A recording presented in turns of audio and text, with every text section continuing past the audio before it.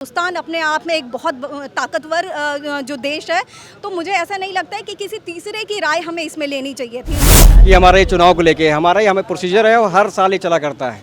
जब भी कोई नया अध्यक्ष या नया प्रभारी बदलता है तो संगठन का निर्माण हमेशा होता रहता है। देश के प्रधानमंत्री जो एक लीडर नहीं है, जो एक डीलर की भूमिका में निभाते हुए, वो उनका देश से कोई लेना देना नहीं है। वो लोग गद्दार किस्म के लोग हैं।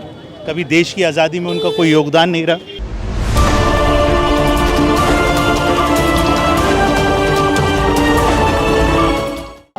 आज कांग्रेस की यहाँ पे संगठन सृजन कार्यशाला हुई है और हमारे साथ जो है कई सारे कांग्रेस के पदाधिकारी हैं। हम बातचीत करने की कोशिश करेंगे। सर क्या नाम? SC/ST SC/ST के राष्ट्रीय अध्यक्ष जी हमारे साथ। सर क्या बातचीत हुई आज को संगठन को लेकर के, जबकि संगठन ऐसा माना जा रहा है कि 1990 के बाद सबसे कमज़ोर स्थिति में है? नहीं, ऐसा कुछ नहीं है। कांग्रेस पार्टी का संगठन कैसे कमज़ोर हो सकता है? कांग्रेस पार्टी एक ऐसा राजनीतिक संगठन है जो पूरा RSS की जो मनुवादी सोच है उससे टक्कर ले रहा है। तो संगठन है तभी हम लोग टक्कर ले पा रहे हैं। और राहुल गांधी जी जिस तरीके का प्रेशर RSS के ऊपर बनाया, सामाजिक न्याय की लड़ाई लड़ रहे हैं, वो कांग्रेस पार्टी का संगठन मजबूत है। अच्छा, सामाजिक न्याय की आपने बात करी। फूले मूवी रिलीज हुई है, उसका बहुत ज़्यादा अभी तक ज़्यादा टाकीज़ों में नहीं लगी है, कैसे देखते हैं इसको? देखिए, जितने भी हमारे महापुरुष हैं उनकी इस तरीके से लोगों के बीच में उनका संदेश जाना चाहिए, चाहे वो फिल्म्स के माध्यम से हो, डॉक्यूमेंट्रीज़ के माध्यम से हो, नुक्कड़ नाटकों के माध्यम से हो, जाना बहुत आवश्यक है। और जिस तरीके का लोगों की तरफ से रिस्पांस मिल रहा है उससे लगता है कि लोग पसंद करते हैं, क्योंकि बहुसंख्यक लोग इस देश के अंदर जो है बहुजन लोग हैं और बहुसंख्यक लोग हैं, 85% लोग हैं। तो बाबा साहब को मानने वाले, फूले को मानने वाले, बिरसा मुंडे को मानने वाले, मौलाना अबुल कलाम साहब को मानने वाले 85%। सवाल है, सेना पे जो है भारतीय जनता पार्टी के चाहे मंत्री हों, उप मुख्यमंत्री हों, लगातार बयान दे रहे हैं, कैसे देखते हैं? वो उनका देश से कोई लेना देना नहीं है। वो लोग गद्दार किस्म के लोग हैं। कभी देश की आज़ादी में उनका कोई योगदान नहीं रहा, देश के निर्माण में कोई योगदान नहीं रहा। कांग्रेस पार्टी ने देश को आज़ाद भी करवाया और देश के निर्माण में भी आज भी काम कर रही है। अच्छा, कर्नाटक से आपके एक विधायक हैं, उनका एक बयान आया है जो सवाल उठा रहे हैं ऑपरेशन सिंदूर पर, क्या कहेंगे आप? क्या है ऑपरेशन सिंदूर पर आपके एक विधायक हैं कर्नाटक के, वो सवाल उठा रहे हैं। नहीं, बीजेपी वाले क्या उठा रहे हैं वो बताओ ना। बीजेपी वालों ने क्या काम किया उसके ऊपर? सोफिया कुरैशी के लिए क्या बोला उन्होंने, उसके बारे में बात करो, उसके बारे में दिखाओ लोगों को कि किस तरीके से ये इनकी मानसिकता क्या है कि महिलाओं के लिए, महिला है उसका कोई धर्म नहीं होना चाहिए और वो रिप्रेजेंट कर रही है अगर सेना को तो उसका सम्मान होना चाहिए। सर आपका क्या नाम होगा? मेरा नाम संतोष भार्गव, मैं पूर्व शहर अध्यक्ष हूँ सीतापुर कांग्रेस कमेटी का और वर्तमान में अभी कोऑर्डिनेटर बनाया गया हूँ। संतोष जी, जैसा कि 2027 के चुनाव आ रहे हैं, तो क्या लगता है कि ये जो संगठन बैठक हो रही है 2027 के चुनाव को देखते हुए?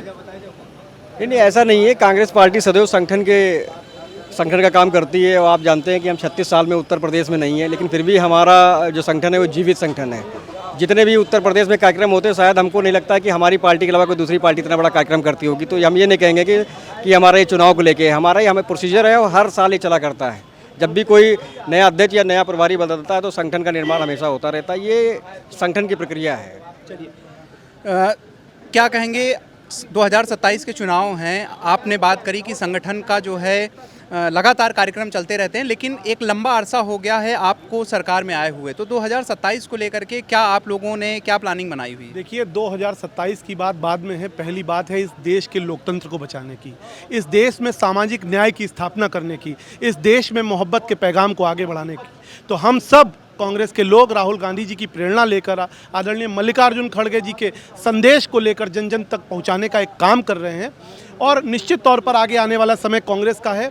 यहाँ एक तरफ फिरकापरस्त सरकार इस देश के लोकतंत्र को खत्म करने का प्रयास कर रही है। जिस तरह आज देश के प्रधानमंत्री जो एक लीडर नहीं है, जो एक डीलर की भूमिका में निभाते हुए इस देश को निजीकरण के आहुति में झोंकने का काम कर रहे हैं। इस देश में सबसे बड़ा मुद्दा आज बेरोजगारी का है। इन सारे मुद्दों को लेकर हम निश्चित तौर पर जनता के बीच जाने का काम कर रहे हैं और ये संगठन सृजन अभियान का एक सिलसिला है।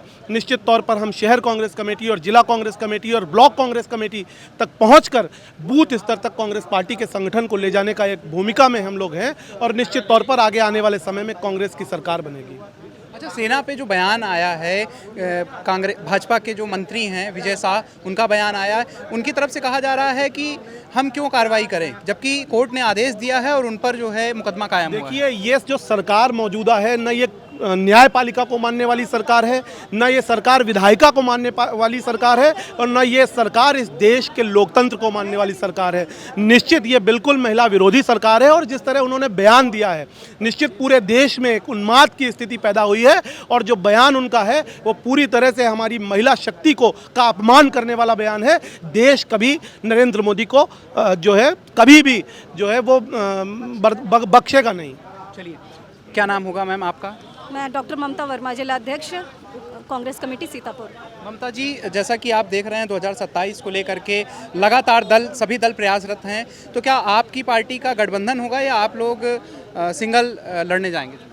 देखिए, अब हमारी पार्टी का गठबंधन होगा या नहीं होगा ये तो बात की बात है, लेकिन हम इतना दम ज़रूर रखते हैं कि अगर हमें अकेला भी लड़ना पड़ जाएगा तो हम पूरे दमखम के साथ लड़ेंगे, और हमें पूरा भरोसा है कि इस बार जो चुनाव होगा 2027 का, उसके जो रिज़ल्ट हैं, उसके जो परिणाम हैं, वो बहुत बेहतर होंगे।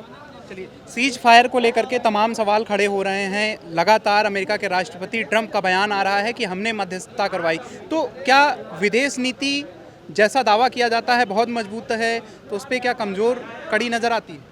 देखिए, पहली बात तो मुझे ये लगता है कि यह आपस में हमारा मतलब दो मुल्कों के आपस की ये बात थी, और सीज़ फायर की घोषणा किसी तीसरे देश के द्वारा, किसी तीसरे मुल्क के द्वारा होती है। सबसे बड़ी बात तो ये है कि मतलब ऐसी नौबत ही क्यों आई कि तीसरे मुल्क को हमारे बीच में घुसना पड़ा, ठीक है।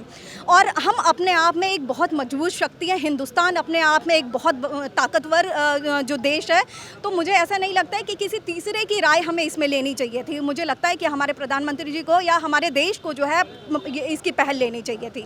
जी, लगातार सेना पे बयान उठ रहे हैं। देश की बेटी सोफिया कुरैशी पे बयान आया भाजपा के मंत्री का, उन पर अभी तक कार्रवाई नहीं हुई। ये बहुत ही निंदनीय घटना है। मैं इसकी कड़े शब्दों में इसकी घोर निंदा करती हूँ कि इस तरीके के भाजपा के मंत्रियों की इस तरीके की सोच है, इस तरीके की उनकी विचारधारा है। वो एक देश की महिला, एक देश की बेटी, एक जाबाज जो अफसर है, सैनिक है, उसके लिए इस तरीके के शब्दों का वो इस्तेमाल करते हैं। वो उनकी तुलना जो है उन आतंकवादियों के साथ करते हैं। तो ये बहुत ही अपने आप में शर्मसार कर देने वाली ये घटना है, ये बयान है, और हम इसकी घनघोर निंदा करते हैं। और बात ये कि अभी तक आप लोगों ने देखा होगा कि इस विषय पर किसी भी भाजपा सरकार के किसी भी मंत्री या भाजपा सरकार के किसी भी बड़े नेता का कोई बयान नहीं आया, ना ही कोई एक्शन लिया गया। और एक्शन किसके द्वारा लिया गया? या हाई कोर्ट के द्वारा लिया गया। तो मैं यही कहना चाहूँगी सरकार से, आप लोग देख रहे होंगे कि जिस तरीके की उन्होंने अभी ये मतलब चुप्पी जो साधी है, वो कितना महिला विरोधी सरकार है। मतलब क्या महिला के सम्मान के लिए आप आगे नहीं आ सकते? वो भी वो नेक नॉर्मल महिला नहीं है, और यहाँ पर महिला नॉर्मल की भी बात नहीं है। वो हमारे देश की सैनिक है, वो हमारे देश पर मर मिटने वाले इस तरीके के जाबाज सैनिक हैं, जाबाज अफसर हैं, जो हमारे देश के लोग सुकून से सो सके, चैन और अमन से रह सके, इसके खातिर वो सरहदों पर जो है अपने जान को हथेली पे लेकर चलते हैं। जी, चलिए, राहुल गांधी भी बिहार के दौरे पे गए थे, उनको रोकने की कोशिश हुई, फूले मूवी देखने गए तो उस पर विरोध हुआ, क्या कहेंगे? देखिए, हमारे जो राहुल गांधी है वो किसी से डरते नहीं हैं। कोई भी ताकत कितनी भी ताकतवर क्यों ना हो, वो हिंदुस्तान की हर एक जनता के लिए, आवाम के लिए जो है उसके हक और हुकूक की लड़ाई लड़ने वाले जाबाज शेर हैं, हमारे जननायक हैं। और उनको जनता से मिलने के लिए, उनको जनता के बीच जाने के लिए, जनता की बातें सुनने के लिए उनसे कोई नहीं रोक सकता है। वो यूं ही निरंतर आगे बढ़ते रहेंगे। और हम पूरे कांग्रेस पार्टी का जो हमारा पूरा परिवार है, पूरे हिंदुस्तान में हम सब एकजुट होकर उनके साथ कंधे से कंधा मिलाकर खड़े हैं। जी, क्या नाम होगा आपका? मेरा नाम शोभित अवस्थी है, मैं एनएसओ प्रेसिडेंट सीतापुर। शोभित जी, जैसे कि सवाल उठाए जा रहे हैं सेना पर, लगातार टिप्पणियां की जा रही हैं नेताओं के द्वारा, कैसे देखते हैं आप? देखिए, ये जिन्ना की गोदी में बैठने वाले लोग हैं, जो आरएसएस मानसिकता के लोग हैं, जो भाजपा मानसिकता के लोग हैं, ये हमेशा से जिन्ना की गोदी में बैठ करके पले पड़े हैं। इन्होंने देश विरोध करने में, देश का विरोध करने में, आज़ादी की लड़ाई से लगा करके आज तक कभी भी देश के साथ में न खड़े होकर के ये हमेशा विदेशियों के साथ में खड़े रहते हैं। यही उनकी मानसिकता है। महिलाओं पे अभद्र टिप्पणी करना, ये इनकी महिला विरोधी सोच का एक जीता जाता उदाहरण है। और सरकार को उसका समर्थन करना, ये सरकार का उदाहरण है कि सरकार कितनी कायर और कितनी डरी हुई, कितनी गैर जिम्मेदाराना, कितनी महिला विरोधी सरकार सोच रखती है, इसका पूरा हिंदुस्तान विरोध भी करता है। चलिए, एक सवाल और है, राहुल गांधी जिस तरीके से दलित पिछड़े इनकी आवाज़ बन रहे हैं, तो क्या लगता है 2027 में संगठन कुछ मजबूत होगा यूपी? निश्चित हमारा संगठन बहुत मजबूत हुआ है और निश्चित हमारा संगठन और भी मजबूत होगा। 2027 में हम सरकार बनाएंगे। चलिए, तो ये थे हमारे साथ कांग्रेस के कुछ पदाधिकारी कार्यकर्ता, जिनका कहना है कि 27 के चुनाव में तो अभी समय है, लेकिन अभी जो भाजपा की वर्तमान सरकार है वो लगातार जो जन विरोधी कार्य कर रही है उसके विरोध में हम जन जन तक जाएंगे और जनता को सरकार की बात बताएंगे। सेना पर भी बात आई तो इनका कहना है कि जो भाजपा के मंत्री हैं या जो इस तरीके के बयान दे रहे हैं वो भाजपा और आरएसएस की मानसिकता को दर्शाते हैं। वीडियो जर्नलिस्ट मिराज खान के साथ मैं आलोक दीक्षित, #भारत न्यूज़ लखनऊ।